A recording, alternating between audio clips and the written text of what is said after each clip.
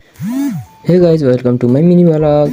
आज बिहान बिहान उठ्ने बित्तिकै बाख्रा गलातिर लाग्यो, तर म एक्लै थिएन, मेरो साथमा शिशिर भाइ पनि थियो। शिशिर भाइ पनि पछाडि बाख्रा लिएर आउँदै थियो, त्यसैले शिशिर भाइलाई एकछिन पर्खिए। शिशिर भाइ पनि बाख्रा लिएर आयो। त्यसपछि हामी बाख्रा लगाएर केही एकछिन मोबाइल चलाउन लागेको थियौँ, बाख्रा गए।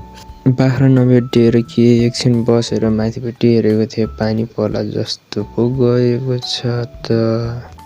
पानी पर्ला जस्तो गरेको देखेर अनि म गएँ शिशिर भाइलाई बोलाएर अनि फेरि हामी खेततिर लाग्यौँ। बाख्रा लगेर मजाले दुइटा गफ गर्दै खेतमा गएको त दिदीले फेरि यसो तोरी काट्न बोलाए। यसो तोरी काटे जस्तो गरेर म चाहिँ त्यहाँबाट ठगेर एकछिन तोरी काटे जस्तो गरेर फेरि म चाहिँ गएँ बाख्रा हेर्न। यसो बाख्रा हेर्छु भनेको हेर्नु गएको त केटो सुतिरहेछ। यसो फेरि माथिपट्टि हेरेको त बाख्रा तोरी खान गइरहेको।